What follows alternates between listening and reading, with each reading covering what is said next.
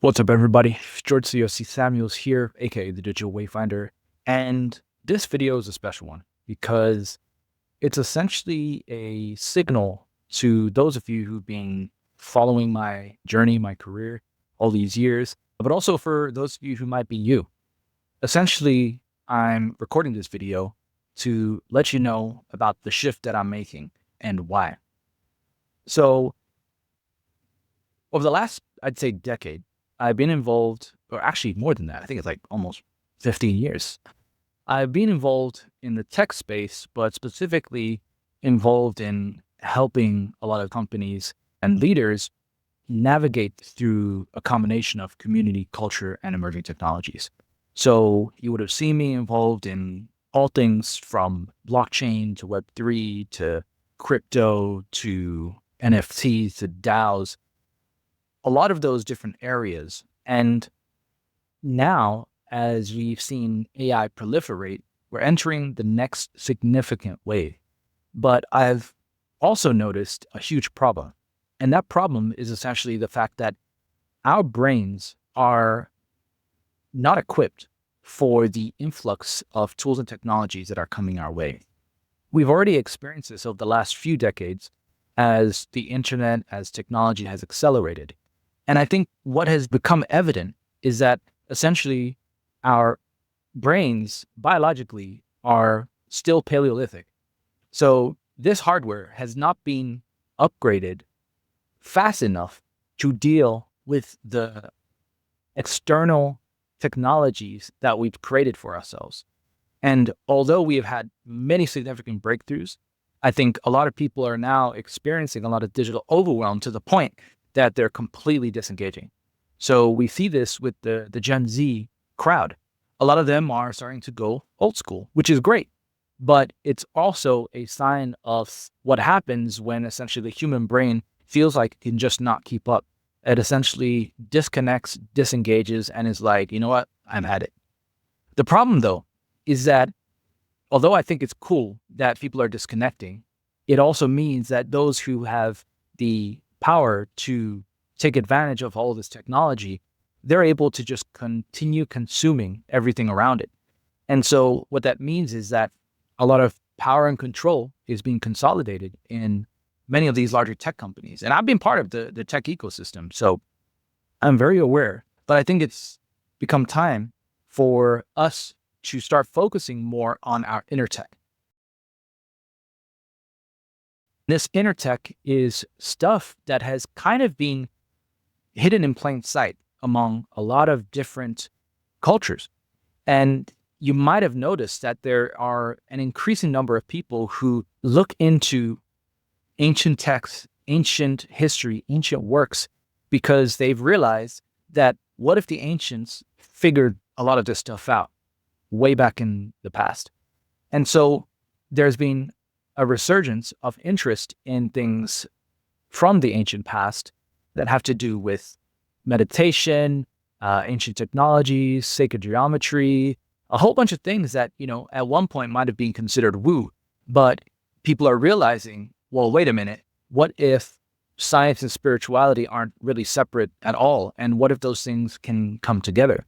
I think we first saw the early signals of this when there was conflict between religion and science.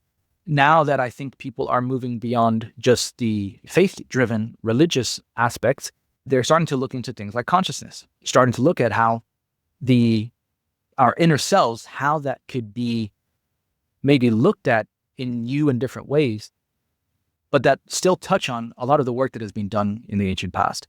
And so this is what I like to call inner tech. And it is this combination of inner tech and my experience in the outer tech world that I am now looking to bring together. And this combined field is what I call conscious tech. Now, I'm not the first person to coin the term conscious tech, but there hasn't really been any sort of formal or significantly formal effort to ground this field or area in a practical or pragmatic way that people can start to get involved with it and actually start applying things from it into their personal lives. And so I'm stepping into that to try and help people not only become more conscious technologists, but to also look at how this inner tech side, how we can start to focus maybe more on that and align it with our outer technologies in a way that will seep into the tools and technologies we're creating anyways, so that the energy that we're putting into these creations, into these products, which is accelerating, right? Because technology is allowing us to now build our own tools and automations, etc. But if we are not conscious of the energy and the intent that goes into these products, and it's not just an aesthetic thing, right? It's not just about making look good or feel good. It goes much deeper. And I think the ancients knew this. And so a long time ago, my own great grandfather had the saying, "Denalo efanatu," it will come.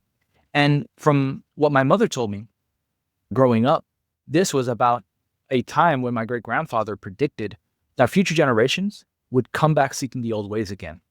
And this is a part of myself that I have kept kind of hidden from my professional life for the longest of times, because I didn't think it was kosher, or I didn't think it was appropriate for the professional world.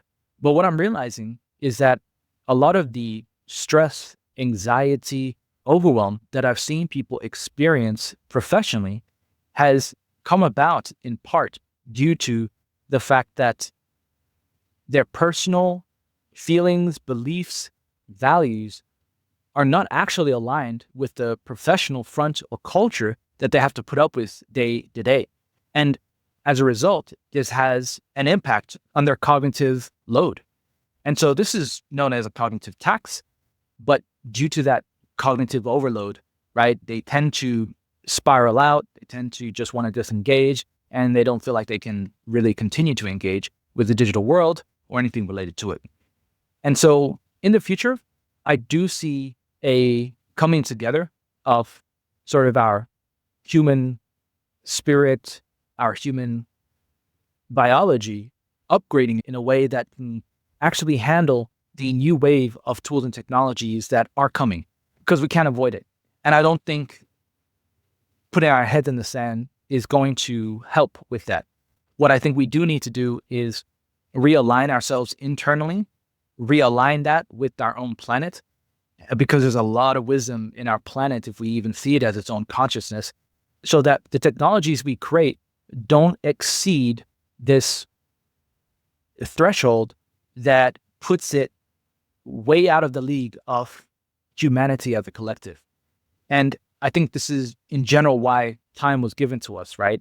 There's essentially what I like to call a stack for human beings, a meaning stack that is often required for us to keep up with any sort of new thing that comes into our periphery.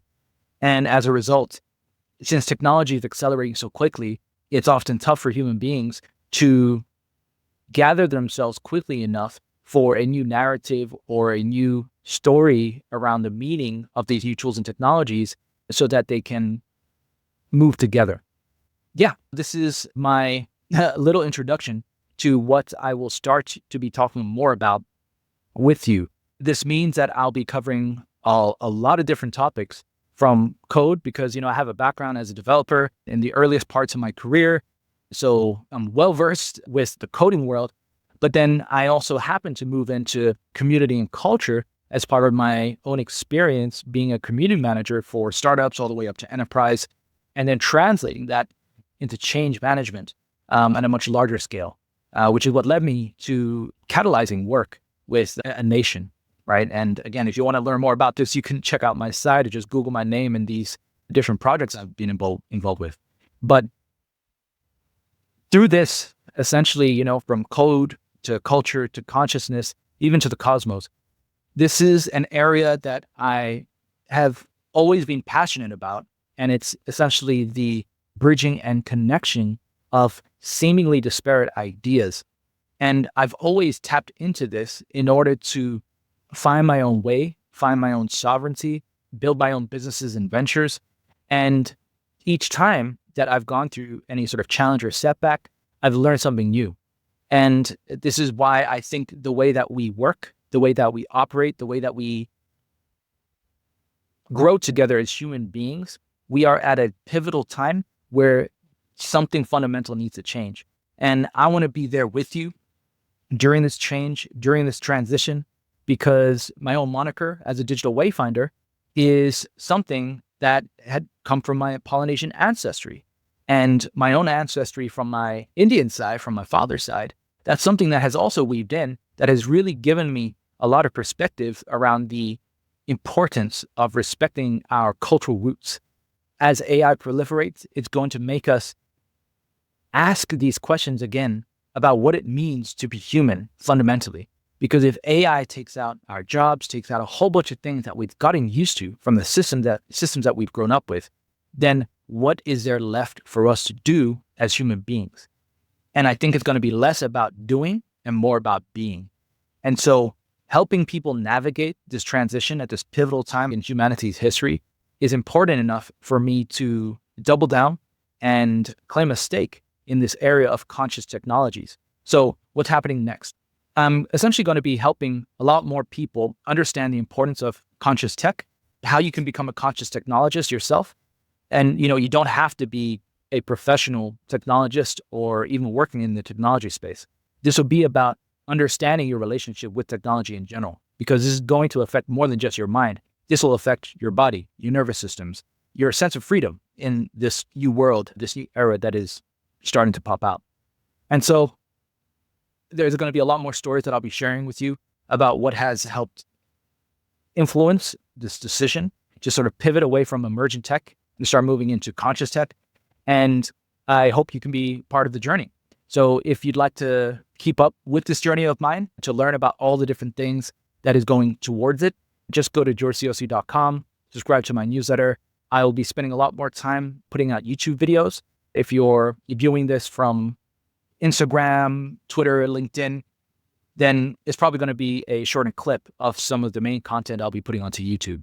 I'm really excited about this, and I think this is a time for a lot more people to start stepping into their power around the things that they might have kept hidden for a long time, because a lot of these elements have always been there. And I think as we grow and mature, we start to realize that, who are we really living for? Are we living off of a script that is being handed to us?